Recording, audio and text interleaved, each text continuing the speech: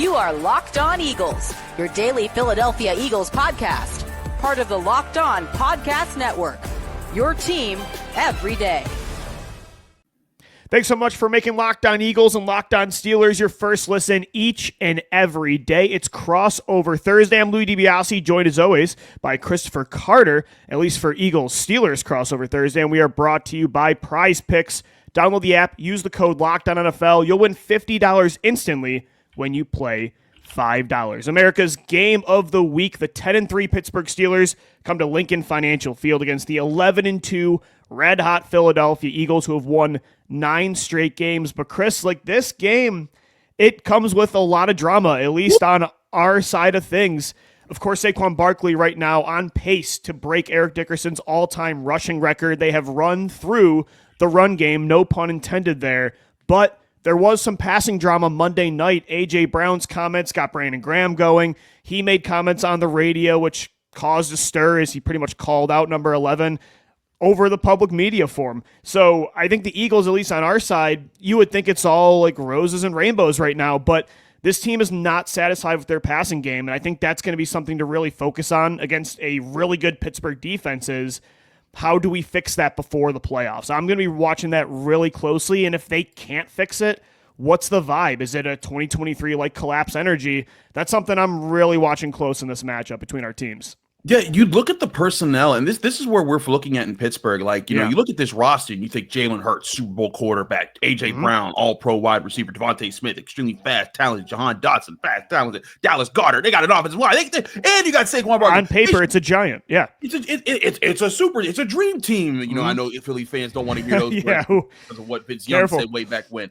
But like, you look at that, but then you look at their numbers, and the Eagles do have the number one rushing offense in the NFL at 190.5 per game, but then they're passing them at 180.6 yards per game. That's worse than the Bears and the Titans and the Giants and the Panthers. And what's happening? They've thrown less than anybody, Chris, in the league. It's insane. And when you look at it, like, you know, A.J. Brown, you know, making comments that may or may not be determined one way. We all know how wide receivers talk. Listen, the Steelers dealt with Deontay Johnson for like 5 or 6 years, and now the NFL, you know, the Ravens can't stand him. The Panthers traded him away. People seeing how that is. The Steelers have had plenty of their big mouth wide receivers that say things, and sometimes they'll say things that aren't directly. They're sort of passive aggressive, right? They don't point the finger specifically at one person, but you know who they're talking about. And then it leads to Brandon Graham's comments, and then Brandon Graham has to backtrack about him. And it's just like, man, this is some inconvenient timing for the Eagles to be doing this. Awful timing. Right now, they're in the race for the 1 seed. Like, the Lions are playing the Bills this weekend. If the Bills win and the Eagles win, the Eagles got a good shot at getting the 1 seed. Chris, it's the most unnecessary drama that their captain started themselves. Like, yes, everybody knows the passing game is a problem, and that was something that's been talked about for over a month now. They're investing hundreds of $millions in 3 passing targets, a quarterback, and 2 premier tackles. Like you said, it is a super team on paper that has had success over the last 2 years throwing the ball. So the fact that they are passing as inefficiently as they are, like, that is a huge concern. Of course, with Saquon Barkley and how good the run game is, it's okay to be a run-first team, even with that personnel. But when they're throwing, it's not how often. When they're throwing, it's not good enough. So that is a problem that everybody knows about. But A.J. Brown's brief comment of just saying passing when asked what's the problem, that is what causes the drama, because it leaves everything open for interpretation. Are you talking about Jalen Hurts? Are you talking about the coaching staff? Are you talking about your targets? Do you just mean in general, like, you're not up to where you should be? And that's a captain doing that. And then another captain who's been here for 15 years, has played more games than any Eagle in franchise history, says that they should be keeping it in-house. And he's doing that on a radio station that last year tried to pretty much run A.J. Brown out of town. So it's all self-induced drama. If they collapse, and I don't think they will like 2023, but this is a lot of this kind of stuff that happened when they were 10-1 last year and things fell down. If they take a turn for the worse these final 4 games in the postseason, they only have their main core of captains to blame for that. So again, the passing game is a problem, but the way they've handled that through the media this week, that to me is the bigger issue. And look, the Steelers have their fair share of drama. George Pickens, right before he got injured, he was getting penalized for taunting, and he was getting in fights with some of the Browns players after the game. So like it's not like the Steelers are squeaky clean either, but it's just like the Steelers just beat the Browns, and the story is, hey, they're playing pretty well, and how are they gonna, how did they just beat the Browns without George Pickens, and how are they gonna carry themselves? And they're locked in, and there's all these happy stories about Russell Wilson, and how what he's meant to the team. It just seems, bad timing for the Eagles to have this kind of stuff, and also again, like if you're the Steelers, like. I think that like Mike Tomlin brought up when we talked to him on Tuesday about the last time the Steelers faced Saquon Barkley was with the Giants. Yeah, in 15 carries, he had 6 yards in that game. That is like the second fewest amount of yards ever in the history of the NFL, in the modern era of the NFL, where a guy gets 15 carries. That's the second fewest amount of yards allowed there. But as Mike Tomlin acknowledged, there's a lot more in this offense that you have to worry about. Yeah. And you have to worry about Daniel Jones and Darius Slayton and those guys back then. And a much better offensive line, Chris. I mean, that's the thing. Is this combination of, one of the best, I think the best offensive line coach I've ever seen, Jeff Stoutland, an elite offensive line in Saquon Barkley. There's a reason it might go down as the best rushing season a team has ever had. So that's my thing is I think you're going to see an added emphasis, especially early in this game, on getting the passing game going, especially to A.J. Brown, being aggressive, taking some shots downfield. But I also I think Pittsburgh, right now, there's almost an acceptance to their identity that they have that Philadelphia doesn't, probably because of the talent they know they have in the passing game. I don't want to see them completely lose their identity, though, of running the football, because even though Pittsburgh's an elite rushing defense, they've had success against top-tier rushing defenses over the last month. Like, look at the Baltimore Ravens just a couple weeks ago. That was the number one rushing defense in the league at the time, and Saquon Barkley still had over 100 yards. So I know there's like a added emphasis on, like, let's get this right. Let's put the fire out with A.J. Brown in the passing game, but I don't want to see them almost overcorrect in this game against a really good defense. And here's where head games start to play, right? Because like you're saying, the Eagles don't want to overcorrect. But if I'm the Steelers, do I say, you know what? You're not running the ball. Sure. Prove to me that you and A.J. Brown and Jalen Hurts should do that. That's what I would do.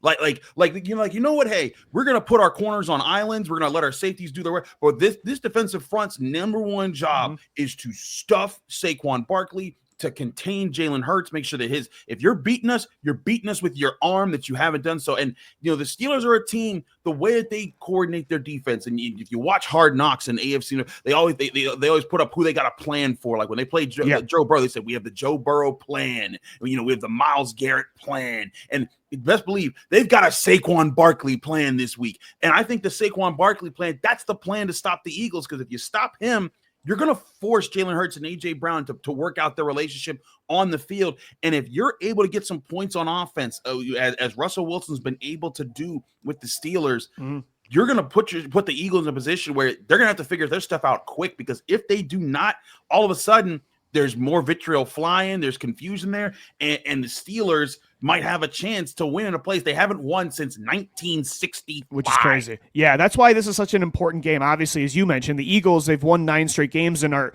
in the race for the 1 seed. So that's so important to keep, tabs, to keep up to date with Detroit, keep pace, I should say. But it's also such an important game because of what happened last year. I don't think that would happen again. But yeah, if you head into this game and Pittsburgh says we're taking Saquon away, and hey, here are some one-on-one matchups for A.J. Brown, DeVonta Smith, and they still can't take advantage, I'm a little bit nervous about what could happen over the last month. So, everything's clicking right now in Philadelphia. They're the number 1 defense in the league. They have the number 1 rushing attack, and I think they just have to get out of their own way, Chris. I think that's going to be something I'm really watching for sure.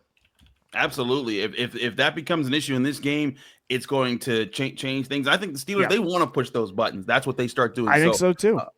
So we'll see how that is. But there's still a lot of other elements to this matchup that are fascinating. Yeah, absolutely. There's some great storylines for the Pittsburgh Steelers, keys to victory, all that and more coming your way. It's Crossover Thursday. This episode of Locked On Eagles and Locked On Steelers Crossover Thursday is brought to you by FanDuel, America's #1 sportsbook. Because right now, new customers, you can bet $5 and get $150 back in bonus bets if you win. The FanDuel Sportsbook app, they give you everything you need to place live bets on the NFL, all in just one place. So when you get the hunch in the middle of the game, you can check out the latest stats, view live play-by-play, and so much more on the same page where you place your bets. Just visit FanDuel.com to join today. Again, you're going to get started with $150 in bonus bets if you win your first $5 bet. Maybe you want to bet on Jalen Hurts and A.J. Brown to bounce back. Take that over on Brown's receiving yard total. Again, $5. That's all you got to put on it. If you win, you'll get $150 in bonus bets at FanDuel.com. Never waste a hunch and make every moment more with FanDuel, an official sportsbook partner of the NFL. Crossover Thursday, we are also brought to you today by Game Time. They have a new feature. It's called Game Time Picks. It makes getting tickets to see your favorite teams play live even easier. Game Time Picks filters out the fluff to show you only incredible deals on great seats, so you don't have to waste time searching through thousands of tickets. And you can get tickets on sports, concerts, comedy, theater, so much more. On top of the great price, you'll get a panoramic view of your seat in the app before you buy. So take the guesswork out of buying tickets with Game Time. Download the app, create an account, use the code LOCKEDONNFL for $20 off your first purchase. Terms apply. Again, create an account, redeem the code LOCKEDONNFL for $20 off. Download Game Time today. What time is it? It's game time. All right, we continue on Crossover Thursday. Locked On Eagles, Locked On Steelers. Louis DiBiase alongside Christopher Carter. And Chris, this is a big game, of course, for the Philadelphia Eagles, as we talked about, to just put out this drama that started this week. But also for the Pittsburgh Steelers, they're 10-3 right now, a top 3 seed in the conference, trying to hold off Baltimore and clinch this AFC North. And I think for the Steelers, I don't know if you agree, but there is almost more of an acceptance of like who they are this year. And I think this is not your recent Pittsburgh Steelers of the last few years, the 9-8 team that squeaks into the playoffs off the back of their defense. Like, they are still a run team that's great on defense, but I think you've been getting much more like explosive play from quarterbacks, Justin Fields and Russell Wilson, that you haven't gotten over the recent years. Yeah, I think that's the thing about Russell Wilson is that they wanted him to come in and fit their style, and Russell Wilson's done that. And like, you know, for all the criticisms that he's faced over the years, as far as, oh, he makes it about himself, he's done this, he's done the exact opposite in Pittsburgh. He's made the offense about everyone else. 2 weeks ago against the Bengals, he hit 10 different receivers in the offense. This past week against the Browns, 9 different receivers. He's able to distribute the football, and you can see like his demeanor in the locker room on the field. And I think it's one of the, you know, initially when they announced this Hard Knock stuff, the Steelers hate Hard Knocks. They've always denied it from being a training camp. They don't want any cameras around their team. Mike Tomlin hates this stuff. But I think it's kind of helping the perception of this team right now when you're seeing Russell Wilson be buddy-buddy with everybody and be this great leader, and Broderick Jones being like, hey, man, how do you go from telling us to play to giving us a motivational speech in the huddle and like stuff like that? I think it's showing these really likable traits of the Steelers and kind of giving that, like, wait a minute, like, these guys are kind of cool right now. Mike Tomlin's giving these amazing motivational speeches to make me want to go to work tomorrow. Yeah. Those types of things are happening. And Russell Wilson fits that culture so well. When they signed him way back in March, and I was doing shows from Washington, D.C., because I was covering the ACC tournament. I couldn't believe what I was watching happen in Pittsburgh. You know, when that was going down, I was looking at like, man, this is a cry for leadership in the offense, because after Ben Roethlisberger retired and Marquise Pouncey and David DeCastro, there were no leaders left over from that era. Sure. Whereas the Steelers defense, they still had Minka Fitzpatrick, TJ Watt, Cam Hayward, all those guys to carry on the torch of, hey, this is what the expectations are. This is the standard that Mike Tomlin always talks about. But in the offense, there was no standard bearer. And so Najee Harris had to step up. Pat Freiermuth had to kind of step up.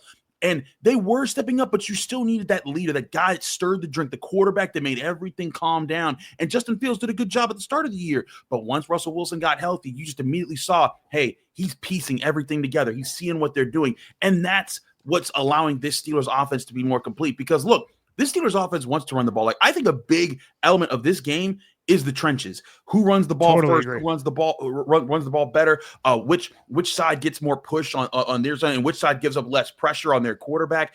That's going to be a big story of this game. But what Russell Wilson's done is, you know, in the past 2 years, and I'd say even 3 years with the last year of Ben Roethlisberger, the Steelers, when their run game wasn't working, they were in trouble. They weren't going to get it done that day. But when their run game was working, they could feed off of it. Now Russell Wilson says, like, hey, if the run game's not working, we got other weapons here. We can do other things to create space in the run game, and that's what's unique for Pittsburgh right now. And that's also why right now, like if you look at the rankings and how things are going on offense, the Steelers right now have a top 10 scoring offense in the NFL, which if you had told Steelers fans before that at the beginning of the year, They said they're crazy. They'll never get that. Right. Hey, right. Everyone would have. And if you look at like right now, it's 24.8 points per game. I think it's more like 28 points per game when Russell started. So that's a big part of what he's done is he's brought that balance to the team because now you have a top 5 defense, a top 10 offense. They haven't had that since 2007.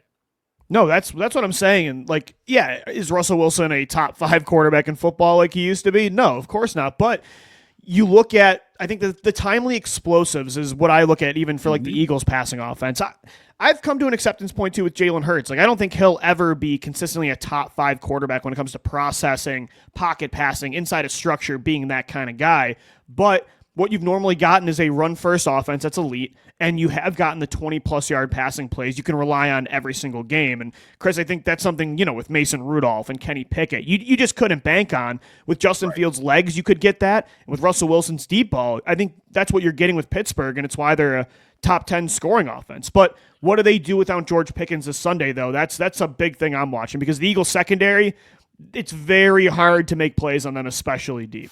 They're athletic, man. They cover ground quickly. They're aggressive, and I think those are all really positive things. And those are things the Steelers are noting here. I think what has to happen is, and I wrote about this in a film study in the Pittsburgh Post-Gazette. You can check that out, post-gazette.com. It's published Wednesday morning. But if you want to see what the Steelers are doing without George Pickens, it's how they're distributing the football. Russell Wilson has been doing a really good job. One, he loves to when he gets that one-on-one down the sideline, that back shoulder pass, and every week it's at a different spot in the field. Some weeks it's 20 yards, some weeks it's 25, some weeks it's 30, some weeks it's 18. But he's going to do it in different spots so that you as a corner, you can't just anticipate where it's going. And if you look up for the ball too early, you might misplay it, or the guy might run past you. And so it's that moon ball factor that he gets, but that's not the only element in his offense. What he's done is he's hit it often enough that defenses have to respect it. And now he can force defenses to honor it, because if let's say you're the Eagles and you come out in a single high safety look because you want to have help against the run so that Najee Harris and Jalen Warren don't get going in their run game. You're going to have, when you have one high safety, your corners have to live on islands on the outside. That's just the way the football is played. So in that situation, if you get Mike Williams, going down the sideline, Russell Wilson might like going there. But what he also might try to do is, hey, I'm going to look over at Mike Williams. If that middle safety tries to go help over there, right.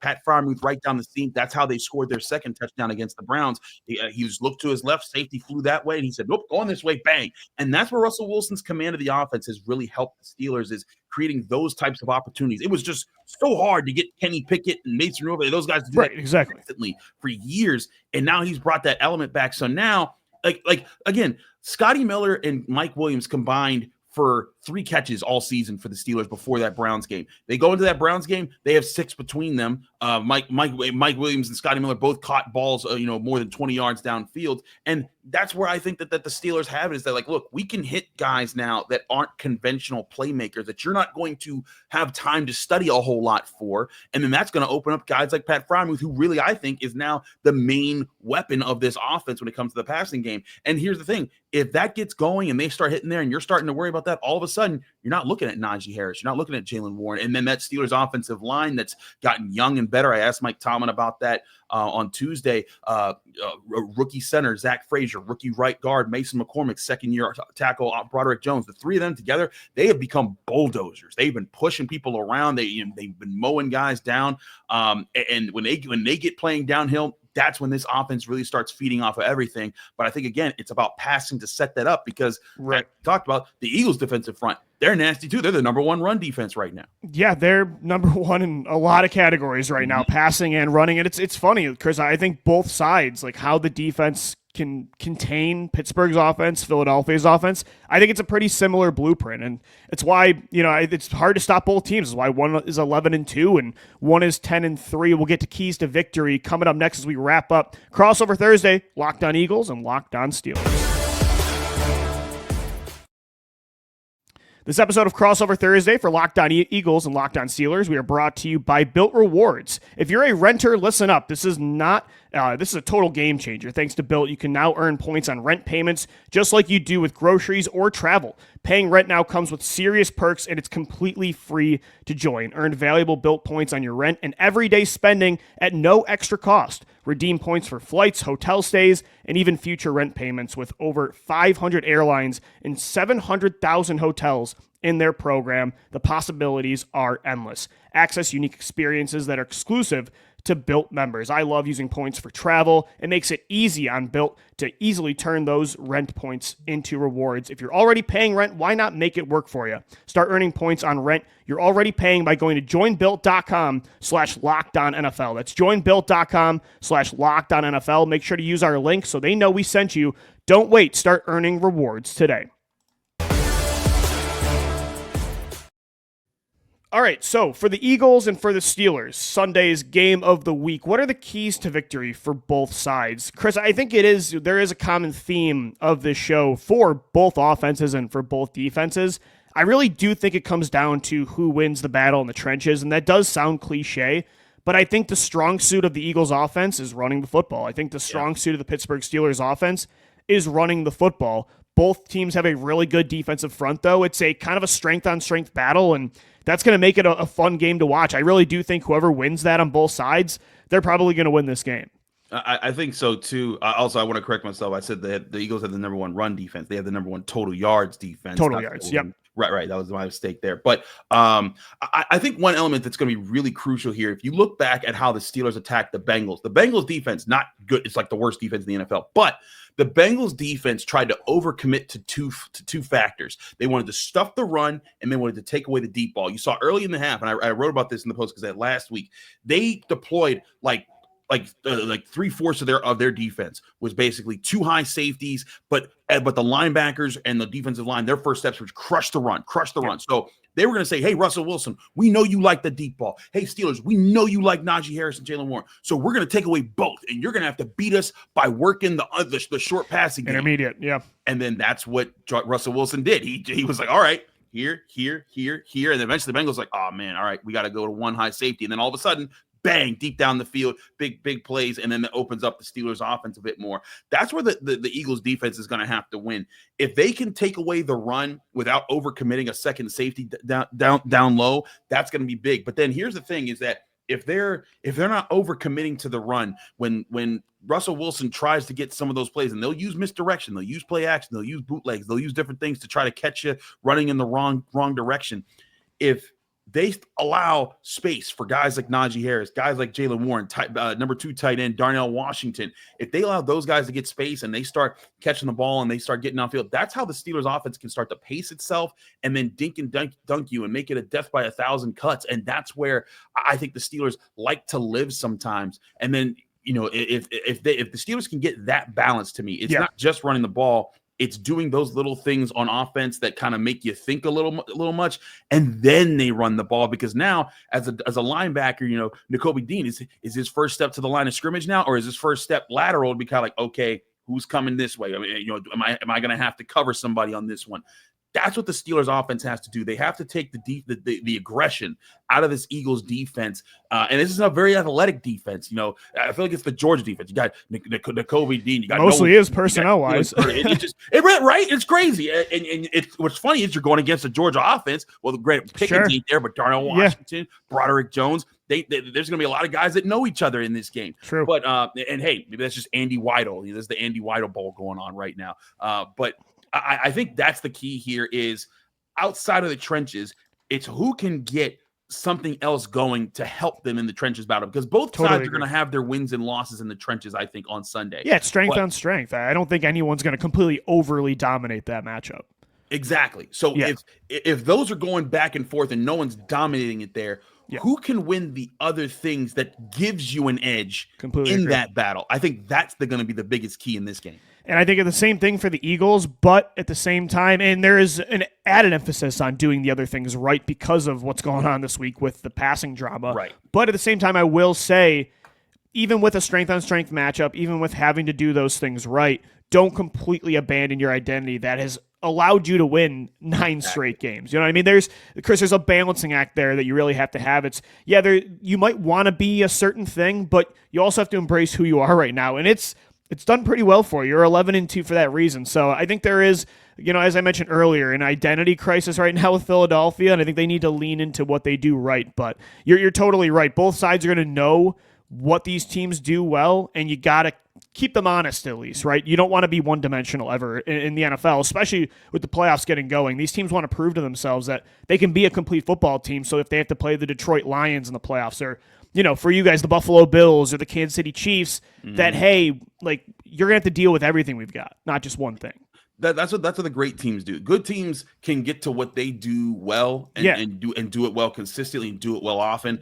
But the great teams do that, but then also have counter punches. Yeah, not just a fastball, right? Exactly. Like, hey, you think this is how I'm coming? Guess what? I'm coming. I'm coming this. You think my right hand is the most dangerous part, but let me hit you with this left, and then all of a sudden you're not guarding because that's not what we've shown. Because Chris, like the Steelers have made the playoffs for years off of just having a fastball, but now it does feel like they have a counter. Like a fastball can get you a wild card berth. The 2021 Eagles were one of the best rushing attacks I've ever seen, but they couldn't throw the ball. So you got to have those counters if you want to go from good to great.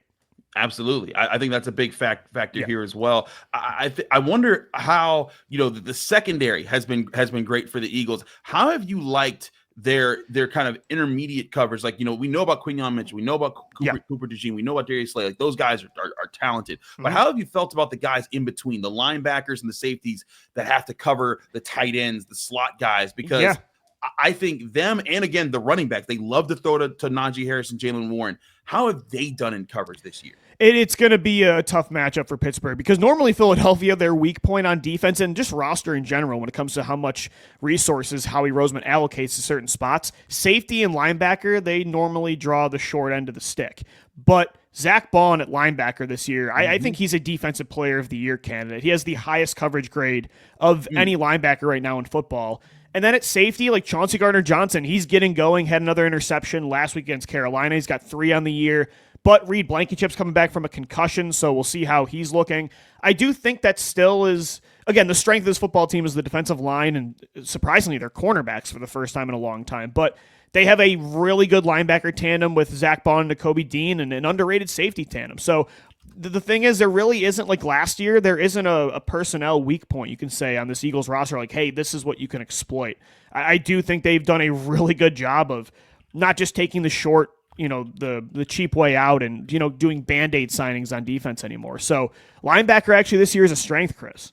Yeah, I think that's one thing. I look at the names there, Zach Bond, Kobe Dean. I like the athleticism there, and so it's going to be about assignment football. Can you stick to your guys? Can you run with guys? Zach Bond. Who do the Steelers go after in this game? Like last week, they were able to catch Devin Bush, a former Steeler, playing linebacker for the Browns. They caught him in mismatches where it's like, I'd still say it's probably Nakobe. I would probably say Nakobe is the guy to, if you're going to target someone, he would probably be the liability in coverage if comparatively speaking. And so, like, can they get the ball in in that direction more often than not? Because again, the Steelers know this secondary. They've played not Quinyon and Cooper, obviously they're rookies, but they've played Darius Slay before. They know what that's like. So to me, that's going to be a big factor here is getting those guys in situations that favor the Steelers. Because again, George Pickens isn't the guy now. So now you're not looking for Pickens on Slay or Pickens on Mitchell. You're looking for in the intermediate where you get there, and then when you get those one-on-ones, how do you capitalize on them in the right spaces? It's going to be a great battle between the 11-2 Philadelphia Eagles, the 10-3 Pittsburgh Steelers. We got you covered for another show right here on Locked On Eagles and Locked On Steelers on Friday, and of course reacting to America's Game of the Week afterwards on Sunday. Thanks as always for making Locked On Eagles and Locked On Steelers your first listen and watch each and every day. For Chris Carter, I'm Lou DiBiase signing off. Enjoy the game, and as always, thanks for listening.